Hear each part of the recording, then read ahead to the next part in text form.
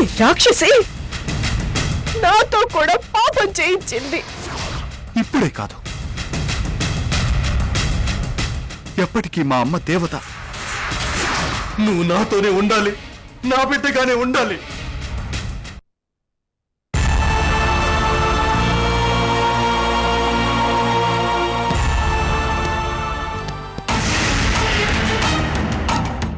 బాబు,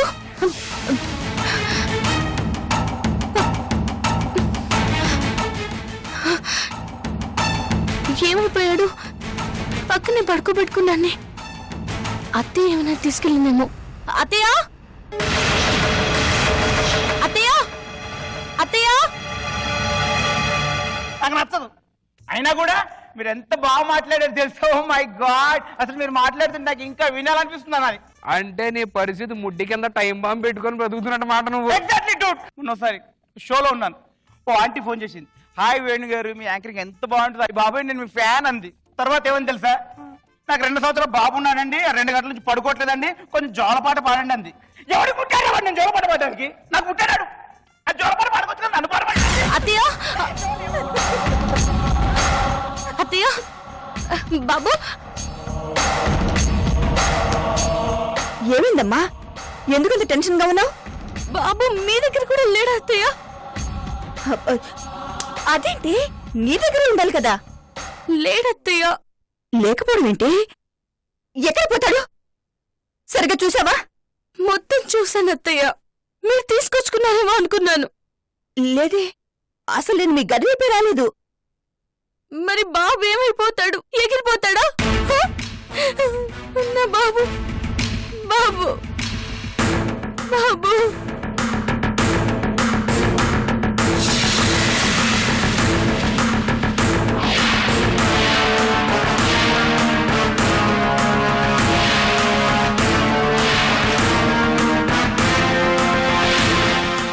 బాబు, నా బాబు, నా విషయంలోనే ఎందుకు ఇలా జరుగుతుంది? ఎవరో నా మీద పగబట్టారు. అది కాదు కానీ ముందు ప్రతాప్ కి ఫోన్ చేసి ఈ విషయం చెప్పు. నన్ను తిడతాడు అత్తయ్య. ఆ మాత్రం బాబుని జాగ్రత్తగా చూసుకోలేవా అంటూ అరుస్తాడు. అరిస్తే అరిచలేదే. ఇదిగో, ముందు బాబు ఎక్కడున్నాడో తెలియడం ముఖ్యం. నువ్వు ఫోన్ చెయ్యి. మొన్నటికి మొన్న ప్రతాప్ రూపకి బాబునిచ్చేసినట్టు పీడకలు వచ్చింది. ఎందుకో అప్పటి నుంచి భయంగా ఉంది.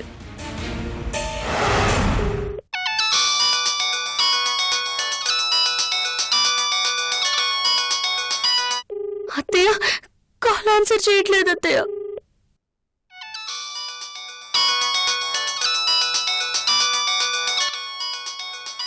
సంధ్య, ప్రతాప్ మొబైల్ ఇక్కడ ఎక్కడో రింగ్ అవుతున్నట్టుగా ఉంది కదా.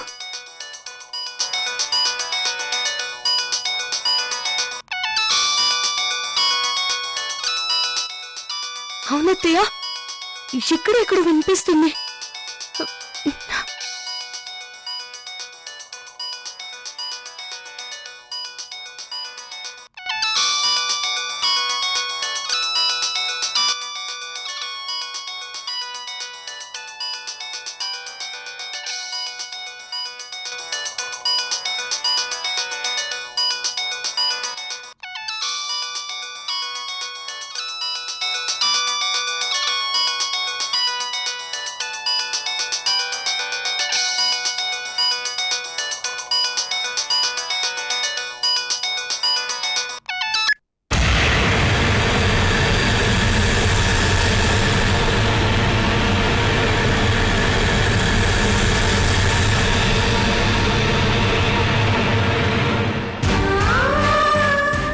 ప్రతాప్,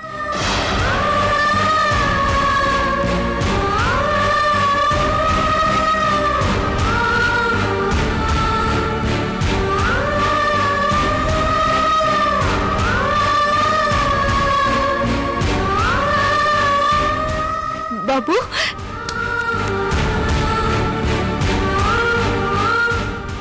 బాబు,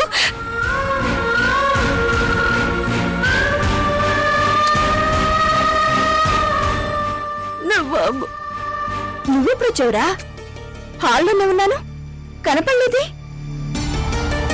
చెప్పకుండా బాబు నిన్ను తీసుకొచ్చావు ప్రతాప్. ఎంత టెన్షన్ పడ్డానో తెలుసా? అసలే పీడకలను లేనిపోని టెన్షన్లు, భయంతో చచ్చిపోతున్నాను.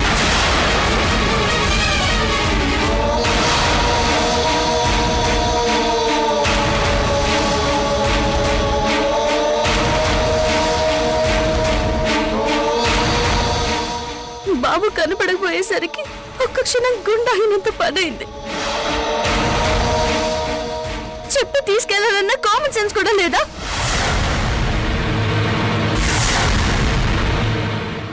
ఎక్కడికి వెళ్ళిపోతాడమ్మా? ఇంట్లోనే ఎక్కడో అక్కడ ఉంటాడు కదా. అనవసరం, నాకదంతా అనవసరం.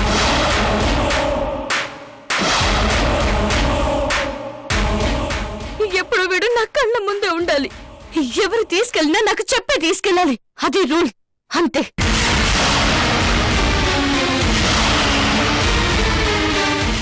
కొంచెం సేపు బాబు కనపడకపోయేసరికి సంధ్య ఎంత టెన్షన్ పడుతుంది. ఇక బాబుని రూప తీసుకెళ్తే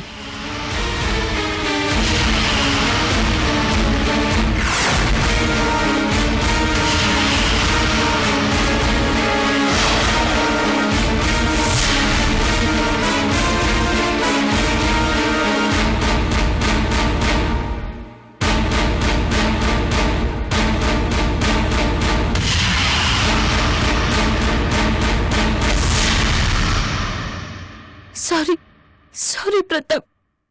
హర్ట్ చేశానా? హార్ష్గా మాట్లాడానా? సారీ. బాబు కనబడకపోయేసరికి తట్టుకోలేకపోయాను. టెన్షన్లో ఏమంటున్నానో తెలియలేదు. Sorry Pratap, sorry. ఎందుకు ఇలా అనిపిస్తుంది ప్రతాప్? అనవసరంగా ఎందుకు ఇలా టెన్షన్ పడుతున్నాను? జీవితాంతం ఇంతేనా? ఇలా భయపడాల్సిందేనా?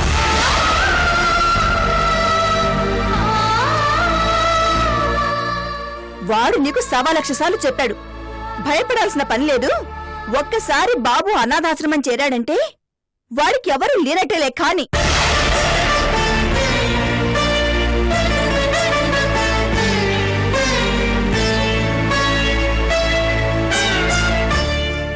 జీవితాంతం మీరే వాడికి అమ్మా నాన్న, నేను నానమ్మని. అంతే.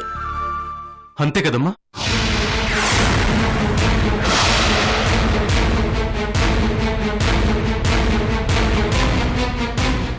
అంతే కదమ్మా?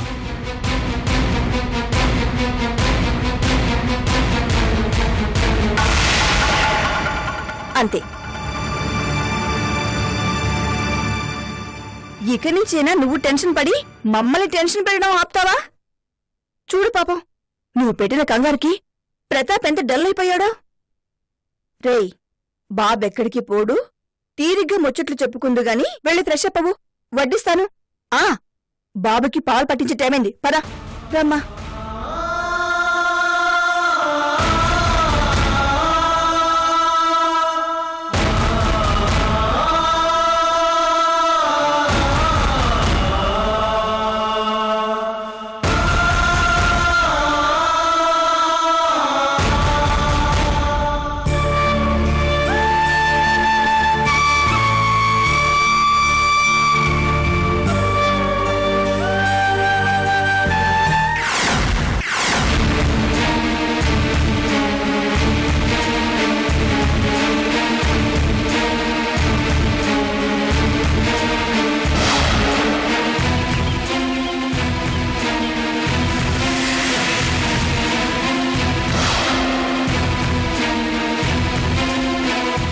మోసపోకుండా కాపాడావు కదా అని అడ్వాంటేజ్ తీసుకోకు.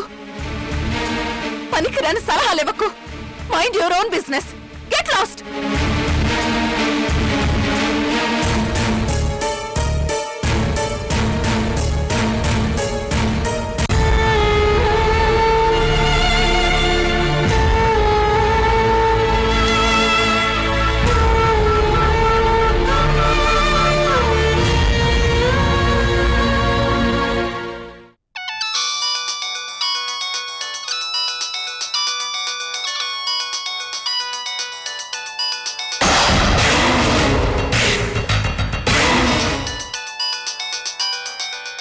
రూపెందుకు ఫోన్ చేస్తుంది?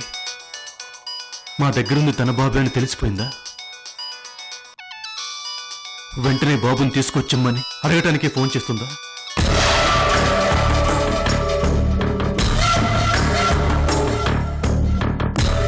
లిఫ్ట్ చేయడండి.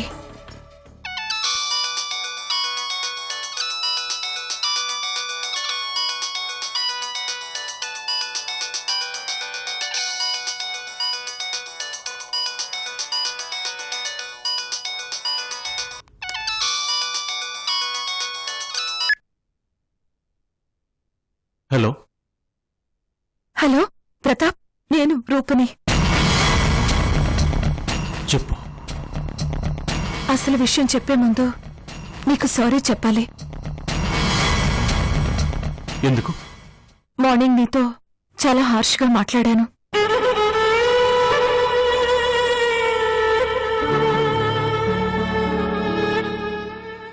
నువ్వేదో మంచి ఉద్దేశంతో నాకు హెల్ప్ చేద్దామని వచ్చావు. నేనే అపార్థం చేసుకున్నాను. ఏం లేదు ప్రతాప్, నాకు భయం పట్టుకుంది. అందరూ కలిసి కక్షగట్టి నా బాబుని నాకు దూరం చేస్తున్నారనే ట్రాన్స్లో ఉండిపోయాను.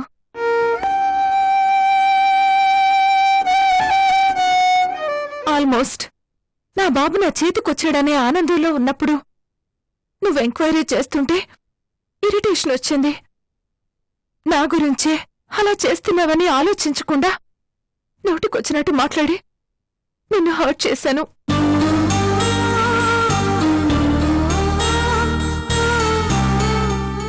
తీరిగ్గా ఆలోచిస్తుంటే నా తప్పేంటో తెలిసింది. గిల్టీగా అనిపించింది. అందుకే సారీ చెబుదామని వెంటనే ఫోన్ చేస్తున్నాను. క్షమిస్తావు కదూ? తప్పు చేసింది చేస్తోంది నేను, కానీ నీలా సారీ చెప్పుకోలేను. అంత సంస్కారం నాలో లేదు. మాట్లాడవేంటి ప్రతాప్? నీ కోపం తగ్గలేదా? పోనీ ఇంటికి రానా? ఎందుకు? నీ కాళ్ళు పట్టుకుని సారీ చెప్తాను.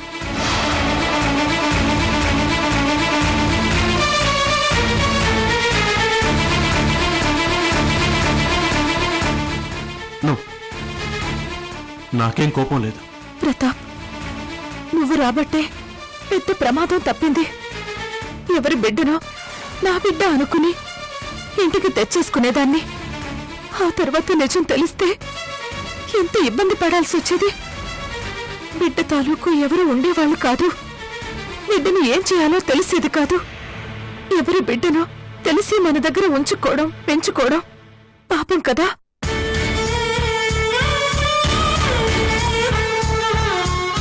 ప్రతాప్, నాకు గట్టి నమ్మకం.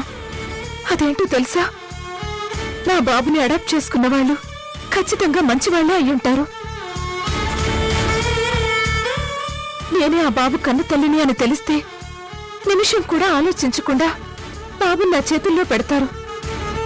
ఎందుకు అలా అనిపిస్తుంది?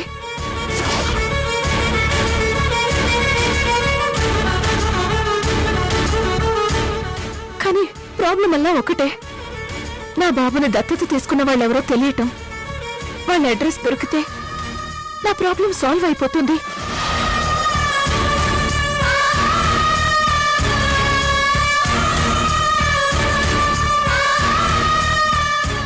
ఆ అడ్రస్ సంపాదించే ఇన్ఫ్లుయెన్స్ పవర్ నీకు మాత్రమే ఉన్నాయి ప్రతాప్.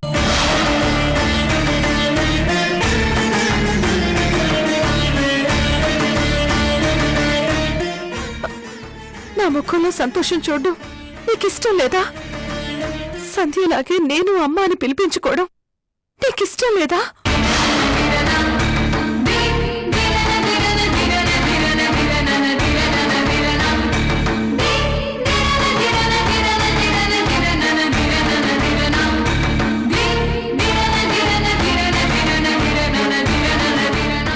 ప్లీజ్ ప్రతాప్, ఓ కన్న తల్లి కడుపు కోత తీర్చడానికి, కన్నీళ్లు తొడవడానికి రూల్స్ అడ్డు రాకూడదు.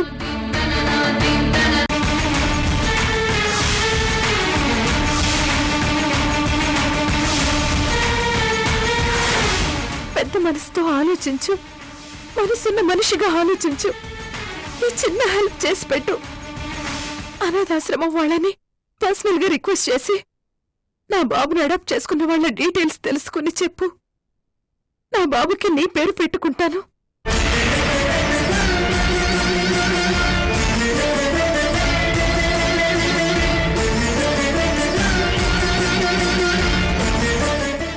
మిగిలిన ఆయుష్లో సగం మీ బాబుకి రాసివ్వమని ఆ దేవుణ్ణి కోరుకుంటాను. నా బాబు నా దగ్గరికి చేర్చు. నా బాబు నా దగ్గరికి చేర్చు.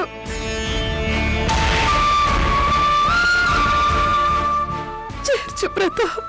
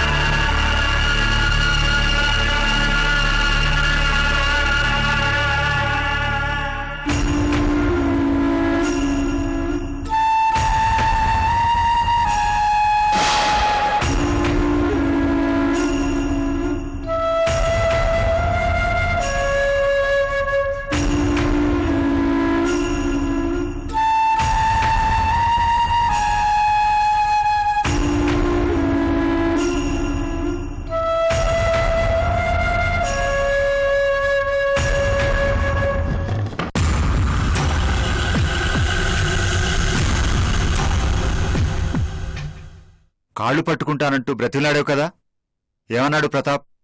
హెల్ప్ చేస్తానన్నాడా? బాబుని అడాప్ట్ చేసుకున్న వాళ్ళ అడ్రస్ని తెలుసుకుంటానన్నాడా?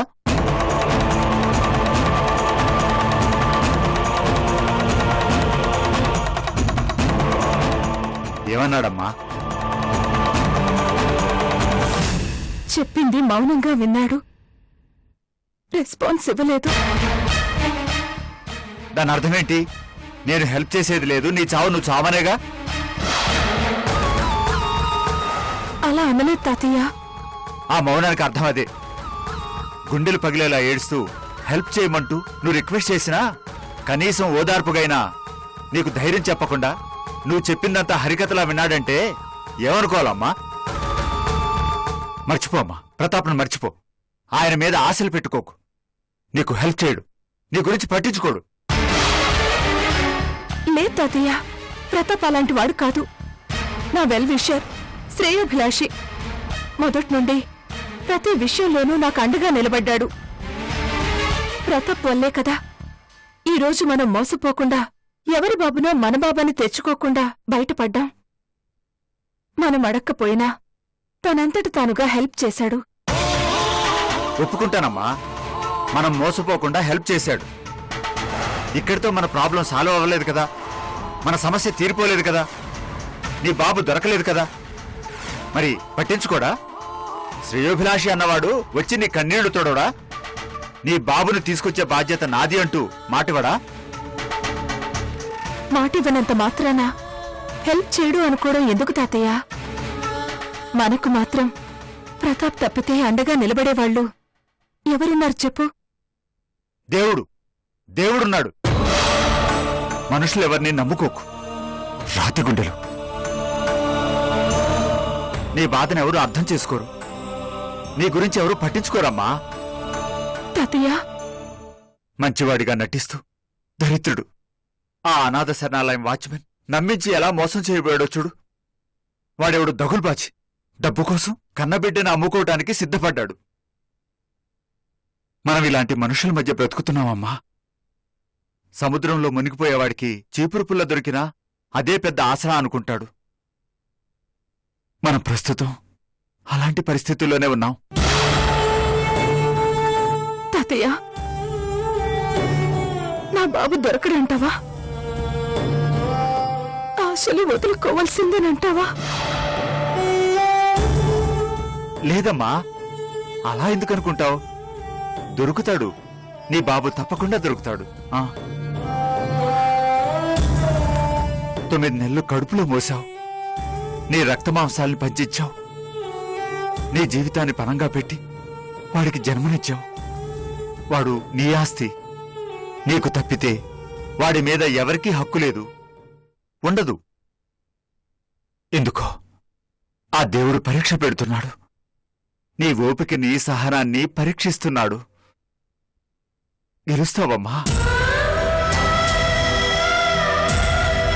నువ్వు ఈ పరీక్షలో తప్పకుండా గెలుస్తావు. నిజంగా? నిజంగానమ్మా. దేవుడు నీకు న్యాయం చేస్తాడు. నీ బాబు జాడ దొరికే మార్గం తెలిసేలా చేస్తాడు. నిరాశపడొద్దు, ధైర్యంగా ఉండు, సరేనా?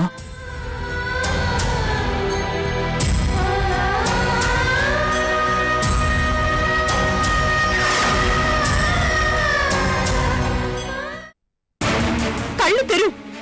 మీ అమ్మ రాక్షసి అన్న నిజం తెలుసుకో.